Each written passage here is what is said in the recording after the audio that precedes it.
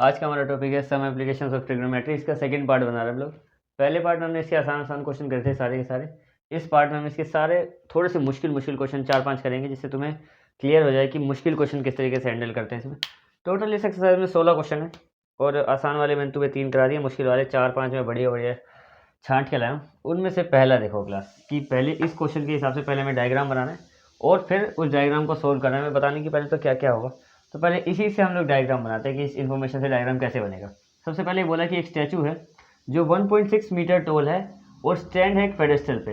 Pedestal जैसे statue होता है ना, एक स्टैचू नॉर्मल सा, तो वो किसी चीज़ पे खड़ा होता है, उसको पेडेस्टल बोलते हैं। जैसे कि कोई भी स्टैचू तो उसके नीचे एक इस टाइप का कोई क्यूबॉइड से शेप होती है, एक सेकेंड, ऐसी टाइप की जिसके ऊपर नॉर्मली स्टैचू खड़े रहते हैं। तो इस टाइप का पेडेस्टल है, इसकी एक हाइट है। हमें पता है कि स्टैचू की हाइट बता रखी है 1.6 मीटर। अभी इसका डायग्राम बनाएंगे और एक पॉइंट से ना इन दोनों के एंगल है, ऐसे और ऐसे, और ये कुछ एंगल दे रखा है, कुछ एंगल दे रखा है। अभी मैं इसको डायग्राम ठीक से बनाऊंगा, तो ये तो मैं समझाने के लिए बता रहा हूँ कि इसकी हाइट हमें दे रखी है, ये एंगल दे रखे हैं दोनों के। इसकी हाइट बतानी कि पेडेस्टल की हाइट कितनी है। क्वेश्चन ये है कि तो हमें दोनों एंगल से क्या निकालना पड़ेगा, ये इन्फॉर्मेशन हमें गिवन है, ये वाली हमें निकालनी है कि एक्चुअल में पेडेस्टल की हाइट कितनी है। बाकी सब कुछ हमें गिवन है। अब करते हैं इसको शुरू करना। देखो डायग्राम मैं तुम्हें ये समझाने के लिए ये वाला बनाया। अब मैं नॉर्मल डायग्राम बनाता हूँ इसका, इस टाइप का। थोड़ा सा इसको सही बनाते हैं, बड़ा। तो मान लो इतना क्लास, ये जो है ये है स्टैचू, इसकी हाइट रखी है 1.6 मीटर और ये नीचे है पेडेस्टल पी, मान लो जगह नहीं यहाँ पे लिखने की। इसकी हाइट हमें बतानी है, फाइनल आंसर में ये बताना है एच, ठीक है। अब हमें कुछ इन्फॉर्मेशन दे रखी कि मतलब एक पॉइंट से किसी को बोला कि ग्राउंड में एक पॉइंट बना लिया रैंडम कहीं पे, वहाँ से पेडेस्टल के जो एंगल है, यानी ये पेडेस्टल के टॉप का एंगल है वो 45 आ रहा है। और अब बोला है कि यही एक सेम है उसी ग्राउंड से जो स्टैचू के टॉप का एंगल है, यहाँ से लेके यहाँ तक ये आ रहा है 60 डिग्री। यानी दोनों के एंगल हमें पता है, ये 45 पेडेस्टल का भी पता है, 60 इसका भी पता है। अब हमें क्या करना है, हमें एक्चुअल में इसकी वैल्यू निकालनी है कि पेडेस्टल जिस पे वो मूर्ति खड़ी है, जो भी स्टैचू है, उसकी हाइट कितनी है।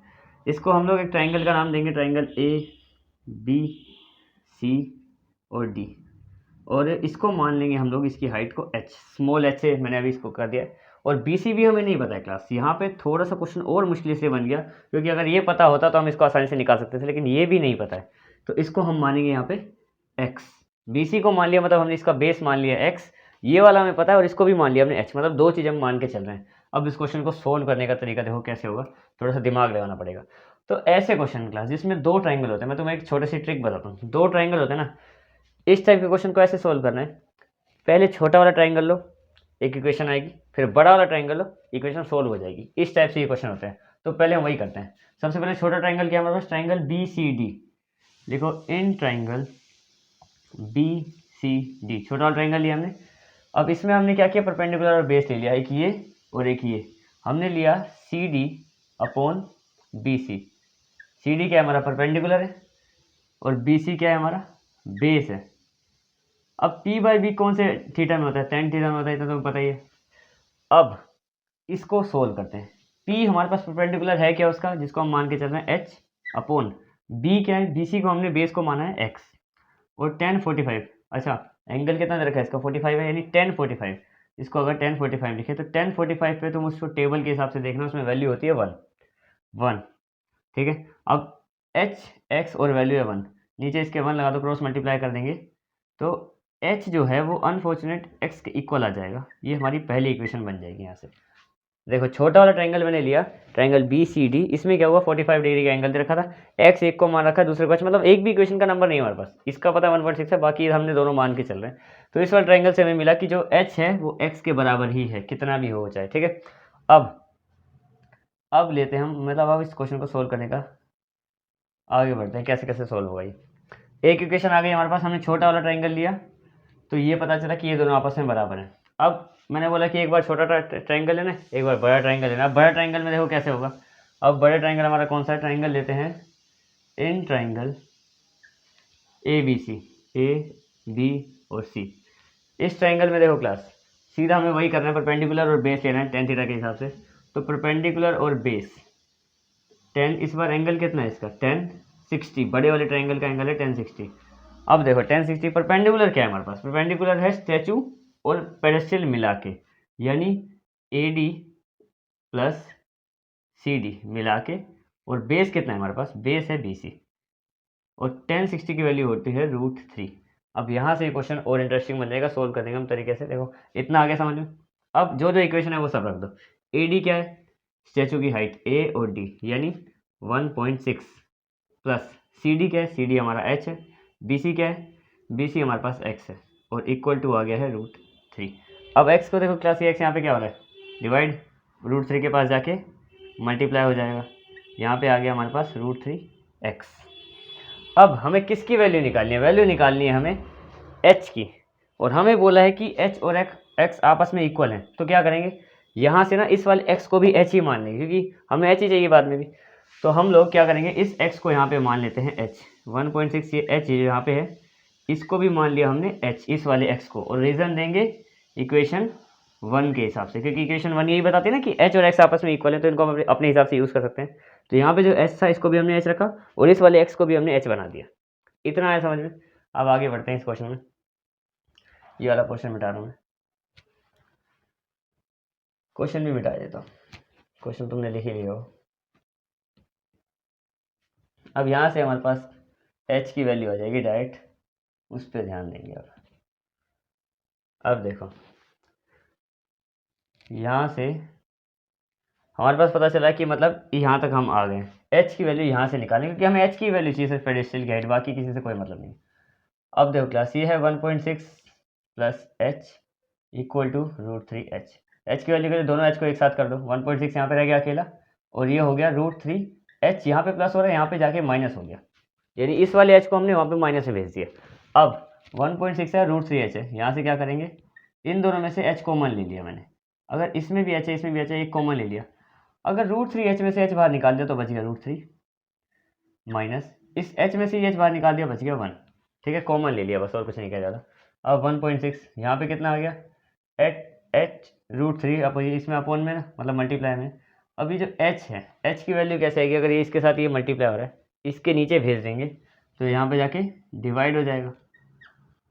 अब देखा जाए तो ये h की वैल्यू है ये, पर हम क्या करते हैं ऐसे क्वेश्चंस में कि जो h है इसको हम लोग क्या करते हैं, नीचे इसमें रूट नहीं, मतलब h नहीं, कोई भी इक्वेशंस में अगर नीचे रूट आता है तो हम उसको रैशनलाइज करके रूट हटाते हैं नीचे से, वो हमारा जिम्मेदारी, तो उसको हटाएंगे, हम रैशनलाइज करेंगे। यहाँ पे हम इसको रैशनलाइज कर देंगे, रैशनलाइज, क्योंकि नीचे रूट आ रहा है ना, वो हमें हटाना पड़ेगा। तो h हमारे पास जो सीधा सीधा आ गया था, जैसे कि 1.6 इंटू अपॉन में ये, इसको रूट हटाने के लिए क्या करेंगे, रैशनलाइज करेंगे। रैशनलाइज तुम्हें पता ही है कैसे करते हैं, दोनों साइड सेम नंबर से कर दो, ताकि कट भी जाए तो 1 ही आए, कोई फर्क नहीं पड़ेगा।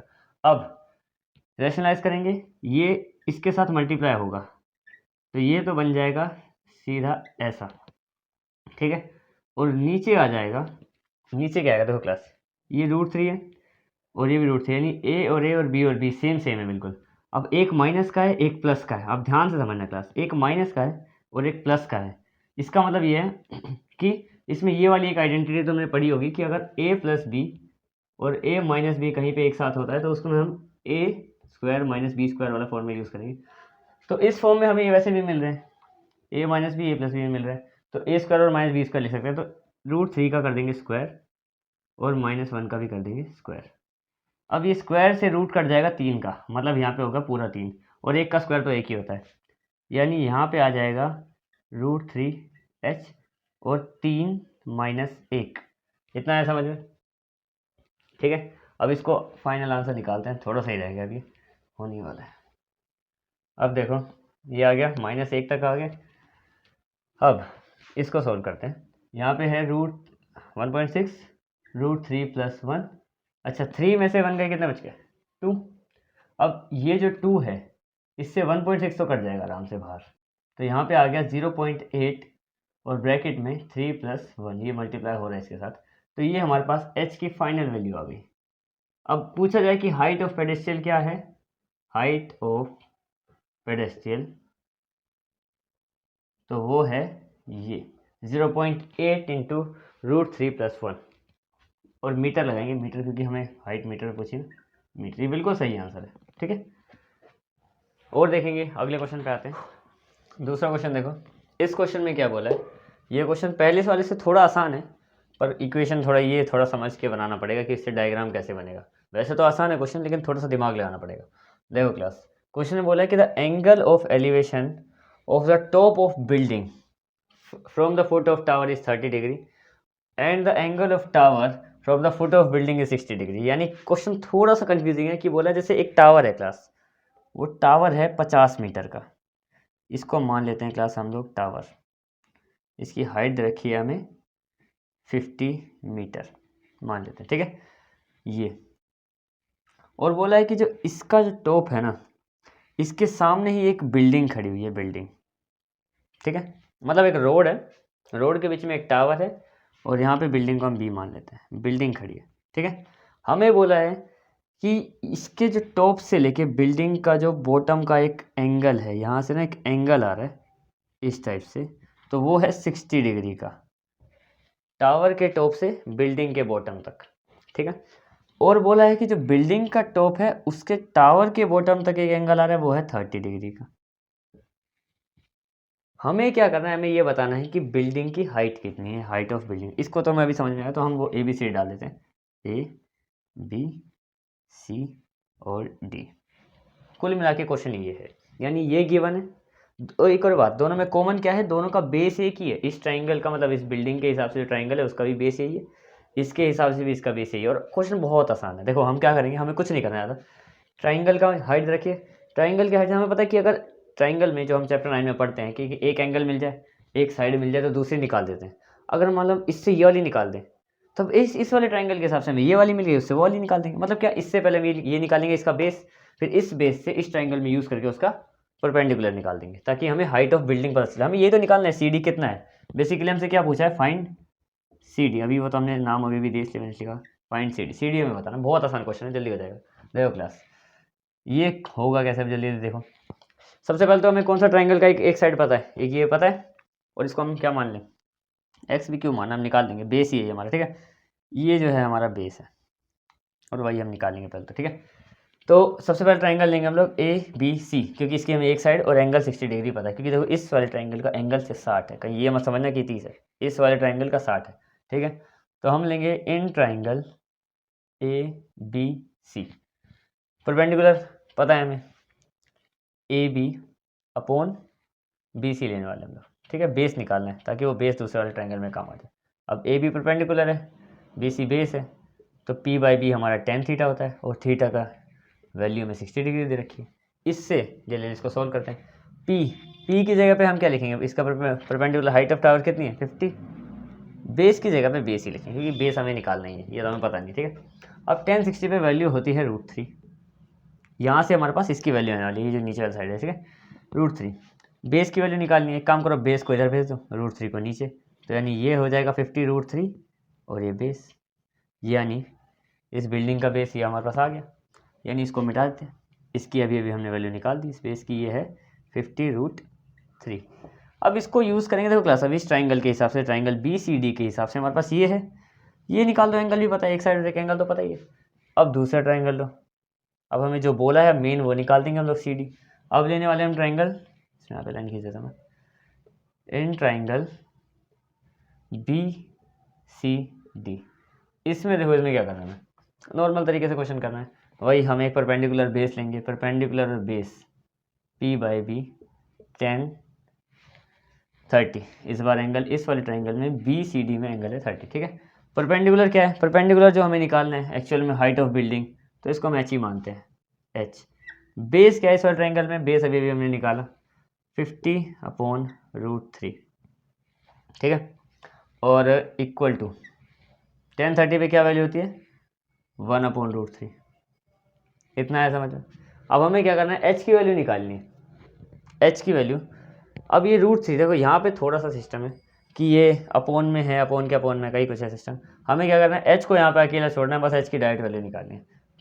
फाइनली जाके वहाँ पे क्या होगा, देखो जैसे यहाँ पे ये जो 50 है, 50 उधर जाएगा, 50 अपॉन √3 वहाँ पे जाएगा उल्टा होके एक तरीके से, तो ये जो होगा ये आएगा कुछ इस तरीके से, 50 √3 मल्टीप्लाई √3, ऐसे।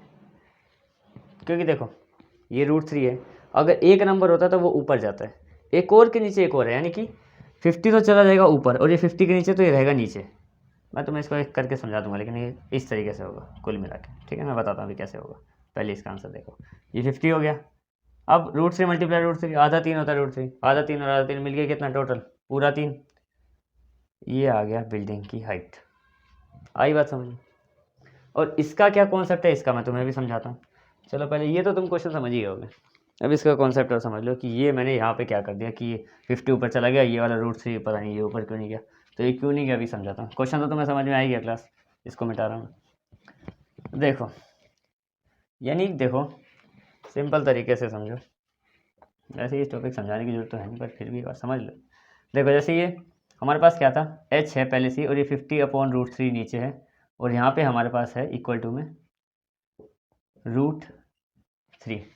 अब देखो क्लास, अगर मैं ये होता है अपॉन में सिंपल तरीके से, जैसे h है हमारा इस टाइम न्यूमिनेटर, और डिनोमिनेटर वो है उसके में, उसमें है 2, डिनोमिनेटर में 2।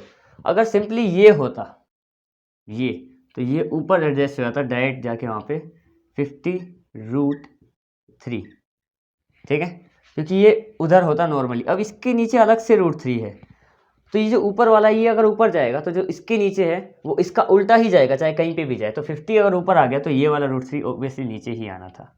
आई बात समझ में? बस इस वजह से पूरा 50 बना था और नीचे पूरा 3 आ गया था, तो ये हमारा आंसर आ गया था मीटर में। इसलिए क्योंकि अगर 50 को ऊपर ही जाना था तो ये उसके नीचे ही रहेगा, अगर हमेशा तो ये उसके नीचे आ जाएगा। That's it. चलो एक और क्वेश्चन देखते हैं, इसमें क्या बोला है। आसान सा क्वेश्चन है, इसका डायग्राम तो मैं पहले से ही दे रखा है इस बुक में, इसलिए मैंने इसमें इसका लाइन वगैरह नहीं लिखी। क्वेश्चन बहुत आसान, आराम से समझिएगी कैसे होगा, और बहुत इजी भी है, ज़्यादा कोई मुश्किल काम नहीं है इसको सॉल्व करना। अब देखो क्लास, क्वेश्चन ये है कि एक टीवी टावर है, टीवी टावर हमारा जो एडी है ये टीवी टावर है, ठीक है। बोला क्या गया है, जो टीवी टावर है यहाँ से लेके सीधा सीधा सीधा ये जो टीवी टावर है, हमें ये बोला है कि इस टीवी टावर की एक कुछ हाइट है, लेकिन हमें इस टावर की हाइट की बात नहीं करनी। हमें ये बताया कि जो टीवी टावर है ना, एक कैनाल है, कैनाल का जो किनारा है, एक किनारा, उससे किनारा जो है उससे जो उसका एंगल बैठा है वो है 30 डिग्री, ठीक है। और अगर उस कैनाल की चौड़ाई है टोटल 20 मीटर, वो इस तरीके से बह रही है, ठीक है। तो इतनी 20 मीटर उसकी चौड़ाई है, एक किनारे से उसका एंगल बनता है 30, और उस किनारे को ख़त्म करके जब दूसरे किनारे पे आते हैं तो वहाँ से एंगल बनता है 60। हमें इतना बताया कि अगर वो यहाँ से यहाँ तक 20 मीटर है, तो वो जो कैनाल का दूसरा पॉइंट है उससे उस टावर के फुट तक की दूरी बतानी है। यानी हमें बेसिकली एक्स, सी डी को जो मैंने एक्स मान लिया पहली मान के लिए, ये हमें बताना है कि एक्स असल में है कितना, ठीक है। ज़्यादा मुश्किल नहीं है, बहुत आसान क्वेश्चन है, जल्दी हो जाएगा। हमें क्या बताना है, कौन सा डेट्स पे रखो कि किनारा देखो टोटल कैनाल की विड्थ कितनी है 20 मीटर, एक किनारे से टावर के टॉप की है 30 डिग्री का एंगल, और दूसरे किनारे से एंगल बन रहा 60। हमें दिमाग में ये रखना है कि अगर ये 20 है तो दूसरा जो इसका पॉइंट है, मतलब जहाँ पे कैनाल खत्म हो रही है, वहाँ से लेके इस टावर की हाइट, मतलब जो टावर है इसके मतलब बिल्कुल बॉटम तक कितना ये डिस्टेंस बनेगा, वो हमें निकालना है। और बहुत आसान होगा, मैं तुम्हें पहले ही बता रखा है। इस टाइप के क्वेश्चन होंगे जिसमें 2 ट्राइंगल होंगे, तो पहले छोटा वाला ट्राइंगल लेना है, फिर एक ही बार में बड़ा वाला ट्राइंगल, दोनों मिला के एक ही बार में ले लेंगे।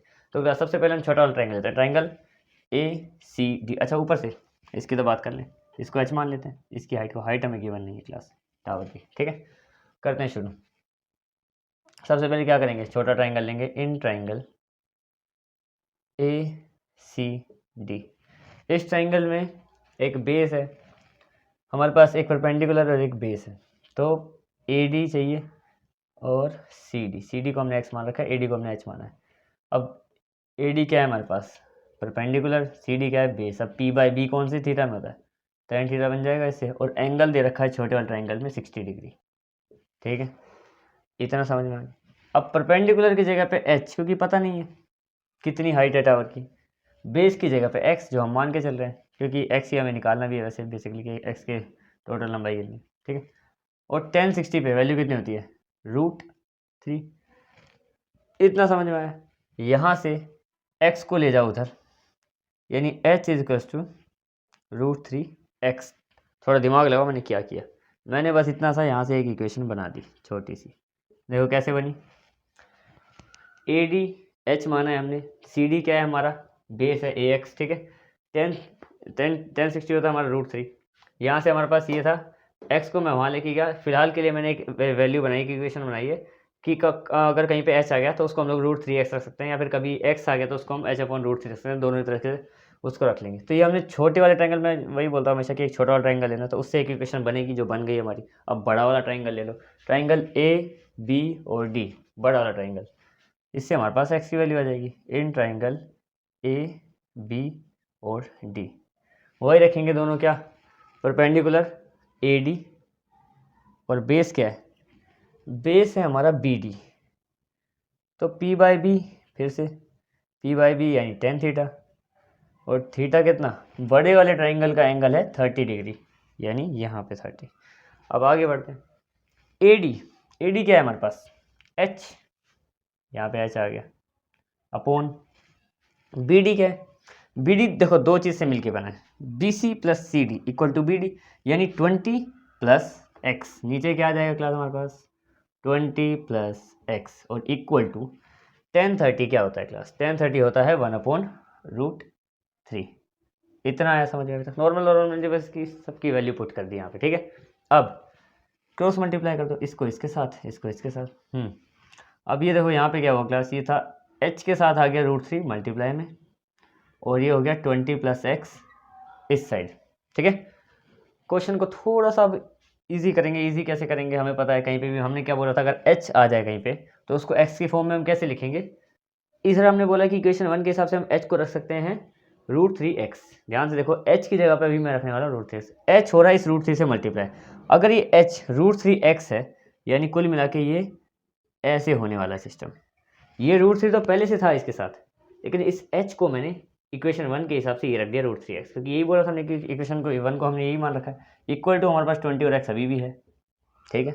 आगे बढ़ते हैं। अब देखो क्लास, ये √3x, ये वाला √3, तीनों के तीनों आपस में मल्टीप्लाई हो रहे हैं। देखो कैसे हो रहे हैं, जैसे कि अगर ये √3 है मल्टीप्लाई एक और √3 भी है यहाँ पे, और साथ में x भी है, तो ये दोनों मिलकर तो पूरा 3 बना देंगे, और ये साथ में x रह जाएगा। यानी इन तीनों को जब इन सबको सोल्व करेंगे तो यहाँ पे हमारे पास क्या आ जाएगा, 3x = 20 + x, ये भी रहेगा फिलहाल हमारे पास। अभी पता चला ना कैसे आया 3x, क्योंकि देखो ये तीनों आपस में ये और ये मल्टीप्लाई हो रहे हैं, आधे तीन मिलकर पूरा 3 बना दिया, और x लगा रहा साथ में 3x। अब देखो क्लास, हमारे पास 20 है, उधर x को इधर ले, x की टर्म को साथ कर दो, ये 3x है, ये x यहाँ पे प्लस में है, इधर आके माइनस में हो गया, इक्वल टू 20 रह गया।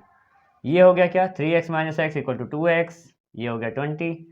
अब x की वैल्यू आ जाएगी 20/2, पता है ना कैसे इसके जाएगी वो नीचे, ये यहाँ पे, अभी यहाँ पे क्या हुआ देखो 2x बना, ये 2 x के साथ मल्टीप्लाई में था, नीचे गया इसके डिवाइड में आ गया, ये नॉर्मली कट गया, x की वैल्यू कितनी आ गई 10।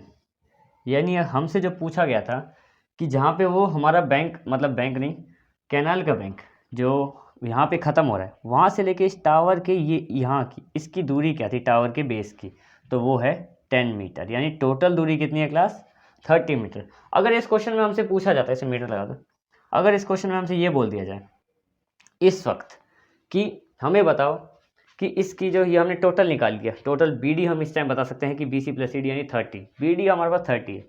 हमें बोल दिया जाए कि इस ट्राइंगल, मतलब ये जो टावर है, इस टाइम इस टावर की हाइट बता दो, बता देंगे कैसे, क्योंकि हमारे पास क्या होना चाहिए, एक एंगल होना चाहिए और एक साइड होना चाहिए। बड़े वाले ट्राइंगल को लो, सीधा पता है कि एक ही साइड कितनी है हमारे पास, 30 आ गई है, पता चल गया है पहले से। इसको निकालो, अगर चलो मैं निकाल ही देता हूँ, हमें क्या करना है, AD निकाल के दिखाने, निकाल देंगे। कैसे करेंगे, अगर वैसे तो क्वेश्चन में बोला नहीं, पर फिर भी देखो AD/BD कर देंगे, इक्वल टू क्या, वही हमारा मतलब क्या, परपेंडिकुलर बाय बेस, यानी tan थीटा बनने वाला है, 30 डिग्री आने वाला है, ठीक है। AD की जगह पे H रखो, BD की जगह पे 30, BD की जगह पे 30 क्यों, क्योंकि हमें अभी निकाला कि BC और CD मिलके 10 और 20 मिलके 30 हो गए, और tan 30 कितना होता है 1/√3। हमें क्या चाहिए, सिर्फ इसकी हाइट चाहिए थी, इसको उधर ले जाओ, इस H को इधर ही छोड़ो, ये 30/√3, ये किसकी हाइट आ गई, इस बिल्डिंग की। अभी वैसे आई नहीं है, आएगी कैसे, हमने बोला कि अगर किसी को भी हम रूट में नहीं छोड़ते हैं तो इसको रैशनलाइज कर दो। इधर मैं साइड में इसको रैशनलाइज कर देता हूँ, जैसे 30/√3 है, ठीक है, रैशनलाइज कर देंगे तो √3। अब देखो ऊपर इन दोनों को मल्टीप्लाई करेंगे तो आ जाएगा 30√3, और नीचे क्या आ जाएगा, √3 मिलके पूरा 3, आधा 3 मिलके पूरा 3, ये इससे कट गया कितने 10 पे। तो बिल्डिंग की हाइट हमारे पास कितनी आ गई 10√3, height of building is 10√3 metre. ये था तुम्हारा क्वेश्चन, ये बैंक वाला, मतलब काफ़ी, बैंक मतलब किनारा होता है वैसे तो, वैसे टाइप का क्वेश्चन है। ये अगले क्वेश्चन पे आते हैं। क्वेश्चन है और काफ़ी अच्छा मस्त क्वेश्चन है, करने में मज़ा आ जाएगा। थोड़ा दिमाग लगाना पड़ेगा, प्रूव करना है हमें कि height of tower 6 centimetre 6 metre, ये भी बताना है हमें, प्रूव करके दिखाना पड़ेगा, ठीक है। तो इस क्वेश्चन को करने में तुम्हें अलग है थोड़ा, नॉर्मल क्वेश्चन जितने भी करें उससे काफ़ी अलग है, मज़ा आ जाएगा। तो देखो पहले तो इससे डायग्राम बनाते हैं। क्वेश्चन बोला कि the angle of elevation of top of tower, यानी एक टावर है, टावर बना लो पहले, रफ टावर, ठीक है। बोला कि from 2 points distance of 4 metre and 9 metre, यानी दो डिस्टेंस है, एक यहाँ पे 9 मीटर का डिस्टेंस है और एक इससे आगे 4 मीटर का डिस्टेंस है बोला है, और वो 2 पॉइंट है। डायग्राम जल्दी बन जाता है तुम अगर थोड़ा सा दिमाग लगाओ तो। क्वेश्चन में डायग्राम रेडी, नाम दे दो A B C D, मतलब कुल मिला के बेस पता है।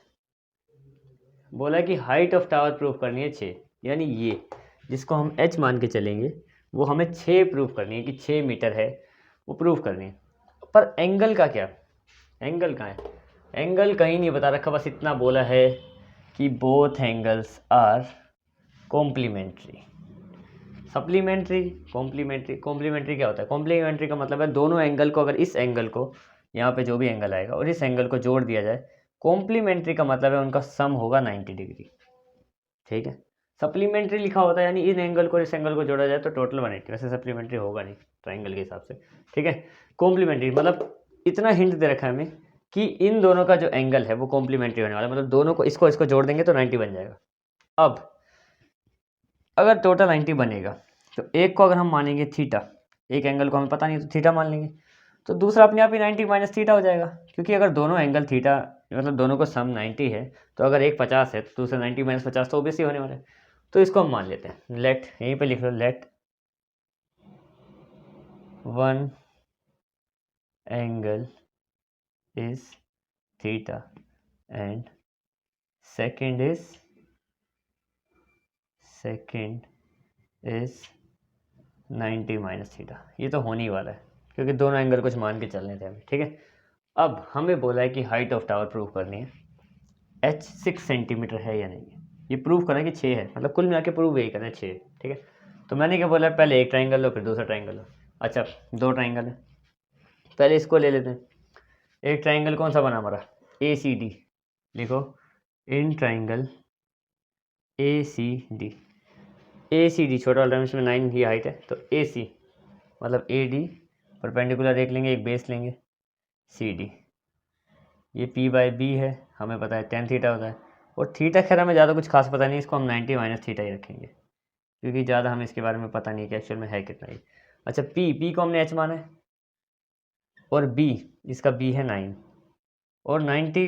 अब देखो क्लास, अगर तुमने 8th क्लास का ट्रिगो थोड़ा सही से पढ़ा है, ट्रिग्नोमेट्री, तो तुम्हें इतना पता होगा कि tan 90 minus theta cos theta होता है।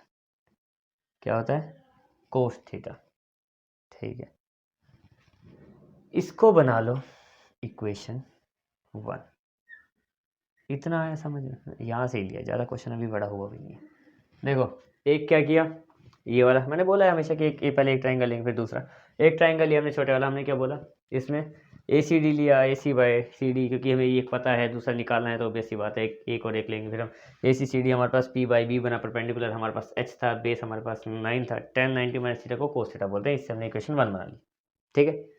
अब आगे देखो, अब लेते हैं दूसरा ट्राइंगल, ट्राइंगल बड़े वाला, लिखो इन ट्राइंगल ABD, ठीक है, सही है ना। इस ट्राइंगल में भी क्या लेंगे, नीचे का बेस लेंगे, h लेंगे, यानी क्या AD तो AD रहेगा, ये BD बाय P/B बनेगा, और tan थीटा का थीटा ही रहेगा, इसमें तो 90 माइनस थीटा था, इसमें सिर्फ थीटा ही रहेगा। अब P परपेंडिकुलर में h है, इस वाले ट्राइंगल में ये 4 है, इक्वल टू tan थीटा, इसको मान लो इक्वेशन 2। कुछ नहीं किया ज़्यादा, मैंने भी कॉम्प्लेक्स कुछ नहीं बनाया, एक में हमने 9 रखा है, एक में हमने 4 रखा है, एक 90 माइनस थीटा था इसलिए कोट बन गया, दूसरा tan नॉर्मल थीटा है तो tan थीटा ही रहा। अब इसको सोल्व करेंगे कि कैसे ये 6 होगा, ठीक है, कि 6 मीटर कैसे प्रूव करेंगे। क्या करेंगे, ये जो दो इक्वेशन बनी है हमारे पास, ये जो दोनों बनी है, इनको मल्टीप्लाई कर देंगे।